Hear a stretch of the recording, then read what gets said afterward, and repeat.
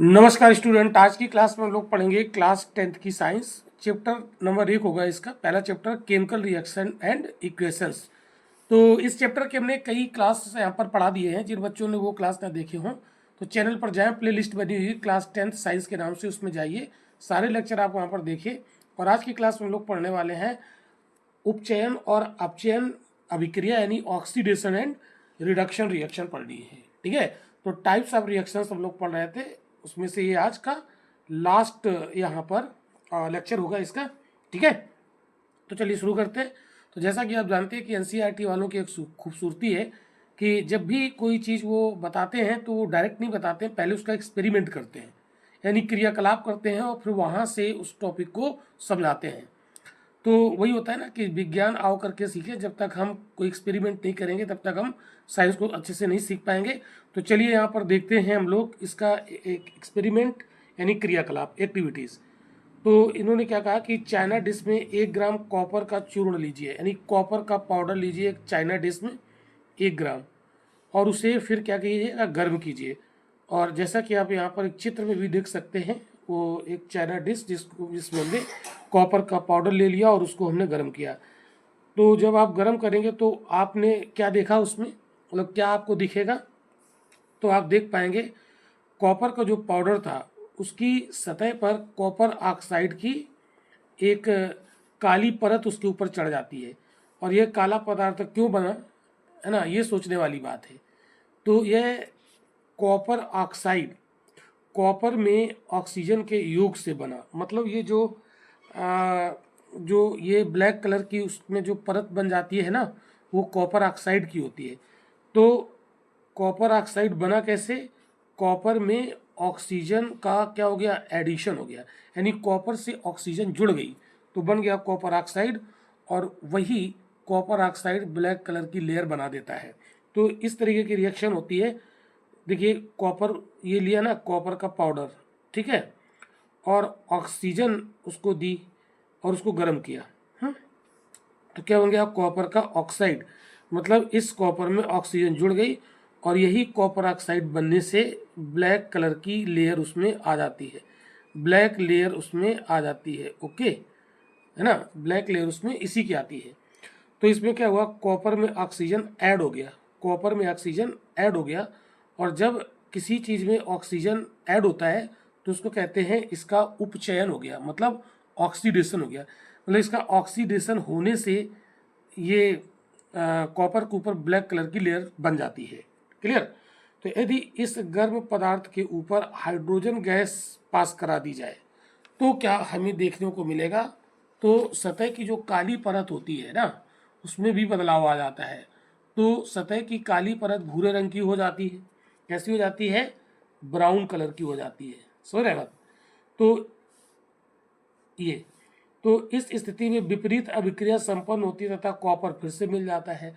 तो पहले क्या किया, जैसे कॉपर का किया ऑक्सीजन से रिएक्शन, तो इसको हमने गर्म कर दिया तो क्या बन गया, कॉपर ऑक्साइड। ठीक है, और ये कैसा होता है, ब्लैक कलर का होता है। ठीक है, फिर क्या किया, इस कॉपर ऑक्साइड के ऊपर जो मतलब ये जो पदार्थ बना, इसके ऊपर अगर हम कॉपर ऑक्साइड के ऊपर अगर हम हाइड्रोजन गैस पास करा दें तो उसकी जो काली सतह थी वो ब्राउन कलर की हो जाएगी। तो जैसे ये कॉपर ऑक्साइड है, इसमें हमने हाइड्रोजन गैस प्रवाहित करा दी तो ये क्या बना, कॉपर अलग हो गया और ये H2O बन गया। ठीक है, तो ये ऑक्सीजन यहाँ से हट जाएगी, ऑक्सीजन हट जाएगी।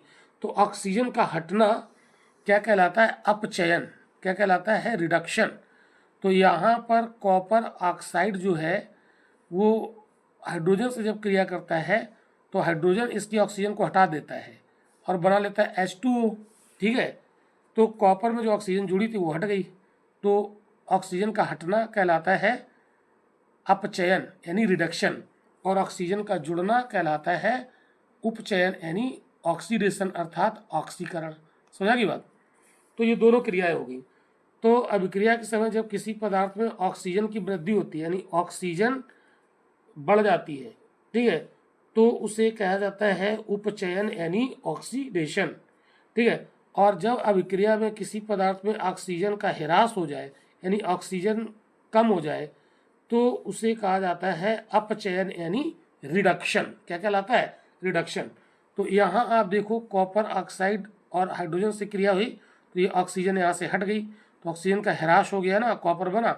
तो यहाँ पर कॉपर ऑक्साइड से जब कॉपर बनता है तो ऑक्सीजन हट जाती है, इसका मतलब है ऑक्सीजन कम हो गई, उसका ह्रास हो गया, इसका मतलब है कॉपर ऑक्साइड का रिडक्शन होकर कॉपर बन गया। ठीक है। और इस वाले में कॉपर में जब ऑक्सीजन जुड़ गई यानी वृद्धि हो गई तो Cu में ऑक्सीजन जुड़ गई तो ऑक्सीजन की वृद्धि हुई, इसका मतलब है कॉपर जब कॉपर ऑक्साइड में बदलता है तो वहाँ ऑक्सीजन बढ़ रही है, इसका मतलब है कि उसका क्या हो रहा है? ऑक्सीडेशन यानी उपचयन। क्या हो रहा है? उपचयन। क्लियर? इतनी बात यहाँ तक समझ आ गई बच्चों? समझ आ गई तो कमेंट में जरूर लिखो कि हाँ सर हमें समझ में आ रहा है। ठीक है, तो ये डेफिनेशन आपको समझ में आ गया। ऑक्सीडेशन और रिडक्शन यानी उपचयन और अपचयन का जो डेफिनेशन है वो आपको समझ में आ गया। ठीक है, क्लियर? चलो अभी और समझते हैं। तो अभिक्रिया में कॉपर ऑक्साइड में ऑक्सीजन का ह्रास हो रहा है, इसलिए इसको क्या कहते हैं? इसका अपचयन हो गया। इसका मतलब है कॉपर ऑक्साइड का अपचयन हो गया। इस वाली रिएक्शन में ये जो कॉपर ऑक्साइड है इसका अपचयन हो गया और क्या बना? कॉपर। क्लियर? हाइड्रोजन में ऑक्सीजन की वृद्धि हो रही है। देखो ये हाइड्रोजन है, इसमें ये ऑक्सीजन जुड़ रही है तो अभी तो H2O बन रहा है। ये ऑक्सीजन हाइड्रोजन के साथ जुड़ गई तभी तो H2O बन रहा है।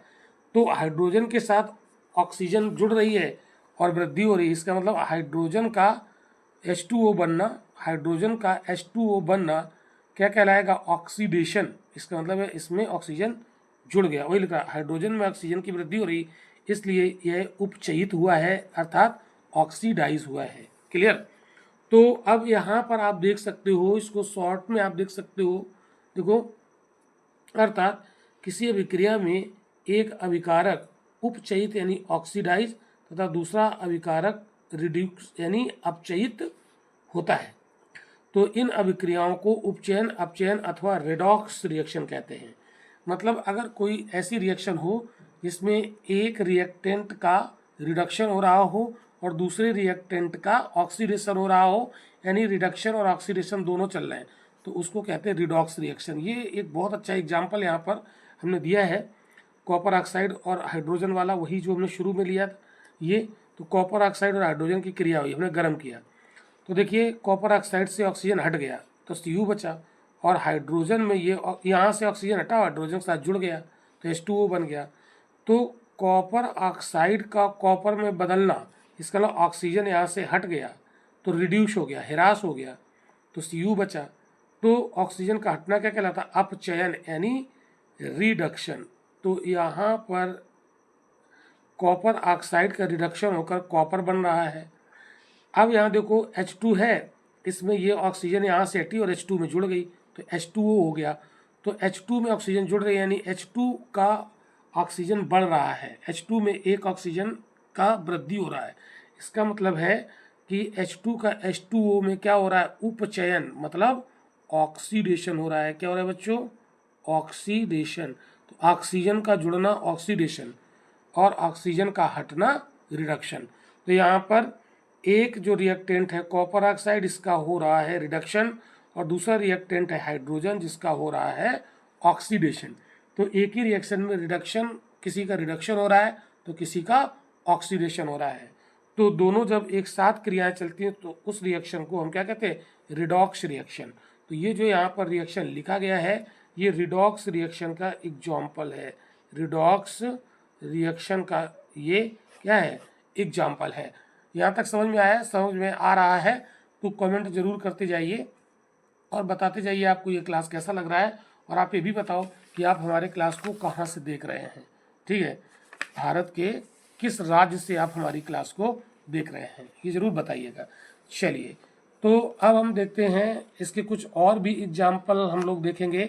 तो रिडॉक्स रिएक्शन के कुछ अन्य एग्जाम्पल भी यहाँ पर हम लोग देखते हैं। जैसे ZnO में कार्बन का रिएक्शन हुआ तो इसने क्या किया? यहाँ के ऑक्सीजन को हटा दिया और CO में जुड़ गया। तो ZnO से जब Zn बनता है यानी ऑक्सीजन घट गई तो इसका क्या हो गया बच्चों? रिडक्शन हो गया। क्या हो गया? रिडक्शन। ठीक है। और ये ऑक्सीजन यहाँ से ZnO से हटी जिंक ऑक्साइड से कार्बन में जुड़ गई तो ये बन गया कार्बन, किस में बदल गया, कार्बन मोनोऑक्साइड CO में। तो कार्बन यहाँ वृद्धि हो रही तो इसका क्या हो गया, ऑक्सीडेशन। क्या होगा बच्चों, ऑक्सीडेशन। तो एक ये एग्जाम्पल। दूसरा MnO2 मैग्नीज डाइऑक्साइड और 4HCl यहाँ पर लिए हैं। तो ये ऑक्सीजन यहाँ से हट गया और Cl यहाँ जुड़ गया तो MnCl2 मैग्नीज क्लोराइड बन गया। मतलब MnO2 से क्या बना, MnCl2, यानी ऑक्सीजन यहाँ से हट गई, ऑक्सीजन यहाँ से हट गई यानी रिड्यूस हो गई। कब हो गई, तो इसका मतलब क्या हुआ, रिडक्शन हुआ। तो MnO2 का MnCl2 में रिडक्शन हो गया, अपचयन हो गया। अब आप देखोगे यहाँ से Cl हटा HCl से और उसकी जगह पे ऑक्सीजन आके जुड़ गया तो क्या बन गया, H2O। तो H2O बन गया, इसका मतलब है इसमें ऑक्सीजन की वृद्धि हो रही तो इसका क्या हो गया, ऑक्सीडेशन। तो वही यहाँ पर बताया गया है। पहली अभिक्रिया में अगर बात करें तो अभिक्रिया में कार्बन का क्या हो रहा है, उपचयन मतलब ऑक्सीडेशन, ठीक है, होकर क्या बन रहा है, कार्बन मोनोऑक्साइड। और ZnO यानी जिंक ऑक्साइड का क्या हो रहा है, अपचयन हो रहा है और क्या बन रहा है, जिंक बन रहा है, ठीक है। दूसरे वाले में इस अभिक्रिया में HCl क्लोरीन में अपचयित हो रहा है, यानी इससे उपचयित हो रहा है। उपचयित मतलब HCl से क्या बना, क्लोरीन। इसका मतलब है यहाँ से हाइड्रोजन हट गया, हाइड्रोजन हट गया HCl से, क्लोरीन बचा। तो हाइड्रोजन का हटना ऑक्सीडेशन कहलाता है, ऑक्सीजन का जुड़ना या हाइड्रोजन का हटना ये ऑक्सीडेशन कहलाता है। नोट करिए इस पॉइंट को, आप लोग ये नोट करो, अगर ऑक्सीजन किसी चीज़ में जुड़ जाए, A में ऑक्सीजन जुड़ जाए या कोई चीज़ AH था इससे ये हाइड्रोजन हट जाए, ठीक है, AH से हाइड्रोजन हट जाए तो A बचा। तो चाहे A में ऑक्सीजन जुड़ जाए तो AO बन गया, चाहे इससे हाइड्रोजन हट जाए, ठीक है। तो ये दोनों ऑक्सीडेशन का एग्जाम्पल है। किसका एग्जाम्पल है, ऑक्सीडेशन का। तो ऑक्सीजन जुड़े या हाइड्रोजन हटे तो ऑक्सीडेशन का एग्जाम्पल है। तो HCl से हाइड्रोजन हट गया, Cl बचा, तो हाइड्रोजन हट गया तो ये ऑक्सीडेशन हुआ, इसका वही लिखा है इसने। HCl Cl2 में इस क्या हो रहा है, ऑक्सीडाइज हो रहा है, उपचयित हो रहा है, मतलब ऑक्सीडाइज हो रहा है। क्या हो रहा है बच्चों, ऑक्सीडाइज हो रहा है। और MnO2 से क्या हट रही है, ऑक्सीजन, MnCl2 बन रहा है। तो ऑक्सीजन का हटना भी रिडक्शन कहलाता है, तो इसका अपचयन हो रहा है। तो MnO2 MnCl2 में अपचयित हो रहा है। तो अपचयन में दो चीज़ें हैं, ऑक्सीजन का हटना या ऑक्सीजन का हटना या हाइड्रोजन का जुड़ना, ठीक है। ऑक्सीजन का हटना या ऑक्सीजन का जुड़ना रिडक्शन कहलाता है। नोट करिए इस पॉइंट को, ऑक्सीजन का हटना या हाइड्रोजन का जुड़ना क्या कहलाता है, रिडक्शन। नोट कर लीजिए इस पॉइंट को, ठीक है। आई होप कि आपको समझ में आ गया होगा। और आगे बढ़ते हैं तो ऊपर के उदाहरणों के आधार पर हम कह सकते हैं यदि किसी अभिक्रिया में पदार्थ का उपचयन तब होता है, उपचयन मतलब ऑक्सीडेशन तब होता है जब उसमें ऑक्सीजन की वृद्धि होती है या हाइड्रोजन का ह्रास होता है। यानी हाइड्रोजन, ऑक्सीजन की वृद्धि मतलब ऑक्सीजन का जुड़ना, हाइड्रोजन का ह्रास मतलब हाइड्रोजन का हटना। तो चाहे ऑक्सीजन जुड़े चाहे हाइड्रोजन हटे उसे हम क्या कहेंगे, उसका ऑक्सीडेशन हो रहा है। और पदार्थ का अपचयन तब होता है जब उसमें ऑक्सीजन का ह्रास हो मतलब ऑक्सीजन हटे या हाइड्रोजन जुड़े, ठीक है, दोनों एक ही बात है। तो उसको कहते हैं अपचयन, ठीक है, ऑक्सीजन हटे या हाइड्रोजन जुड़े तो उसे कहते हैं बच्चों अपचयन यानी रिडक्शन। आई होप ये पॉइंट बड़ा इंपॉर्टेंट है, ध्यान रखिएगा। अब दैनिक जीवन में अपचयन अभिक्रियाओं के कुछ प्रभाव हमें देखने को मिलते हैं। उपचयन मतलब ऑक्सीडेशन, ये ऑक्सीडेशन जो होता है ना ये थोड़ा सा खतरनाक होता है, नुकसानदायक होता है। देखो कैसे, जैसे ऑक्सीडेशन की वजह से संक्षारण हो जाता है। संक्षारण का मतलब क्या होता है, जब कोई धातु का ऑक्सीडेशन हो जाता है तो उसकी क्वालिटी ख़राब हो जाती है, ठीक है। जैसे लोहे का जब ऑक्सीडेशन होता है आयरन का तो उसके ऊपर एक ब्राउन कलर की लेयर जम जाती है जिसको हम कहते हैं जंग, और जंग लगने से लोहा कमज़ोर हो जाता है, ठीक है, तो रस्टिंग हो जाती है। संक्षारण क्या होता है, जैसे लोहे में जंग लगती है, ऑक्सीडेशन होता है। जब लोहे को ऑक्सीजन की उपस्थिति में नमी के संपर्क में ले जाते हैं तो उसके ऊपर एक ब्राउन कलर की लेयर जमा हो जाती है, जिससे हम कहते हैं रस्टिंग ऑफ आयरन, लोहे में जंग लगना। ठीक है, वो ऑक्सीकरण की वजह से होता है, तो वो नुकसानदायक होता है। तो वही यहाँ पर आपको उसी को हम संक्षारण भी कहते हैं। तो आपने देखा होगा कि लोहे की बनी हुई नई वस्तुएं चमकीली होती हैं, लेकिन कुछ समय पश्चात उन पर लालिमा युक्त ब्राउन कलर की परत चढ़ जाती है। तो ये जानते हो क्या होती है परत? Fe2O3 फेरिक, ये ऑक्साइड होता है, आयरन ऑक्साइड, यही होती है जंग, इसी को कहते हैं रस्ट। और यही रस्ट लगने की वजह से वो लालिमा युक्त कुछ लाल लाल कलर का, ब्राउन कलर का लोहा हो जाता है। ठीक है, और ये क्रिया जो होती है ये ऑक्सीडेशन की वजह से होती है। ठीक है, तो प्रायः इस प्रक्रिया में लोहे पर जंग लग जाती से लोहे पर जंग लगना भी कहा जाता है। तो जंग लगने में क्या होता है? ऑक्सीडेशन की क्रिया होती है। ठीक है, जो लोहे को कमज़ोर कर देता है वो नुकसानदायक होता है। ठीक है, तो कुछ अन्य धातुओं में भी ऐसा आप परिवर्तन देखते हैं, मतलब ऑक्सीडेशन का प्रभाव अन्य धातुओं में भी होता है। जैसे कोई धातु अपने आसपास अम्ल, आर्द्रता यानी ह्यूमिडिटी आदि के संपर्क में आती है, तब उसे हम कहते हैं वो संक्षारित हो गई। ठीक है, और इस प्रक्रिया को संक्षारण कहते हैं। ये डेफिनीशन आप याद रखिएगा। ठीक है, क्या होता है? जब कोई धातु अपने आसपास अम्ल, आर्द्रता आदि के संपर्क में आती है तब ये संक्षारित हो जाती है, और इस प्रक्रिया को संक्षारण कहते हैं।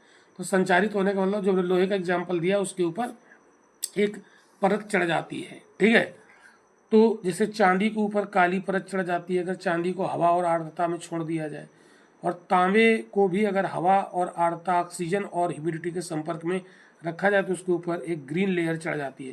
तो ये भी संक्षारण का उदाहरण है। लेकिन जैसे गोल्ड वगैरह है उनका संक्षारण नहीं होता है, सबसे ज़्यादा आयरन में होता है।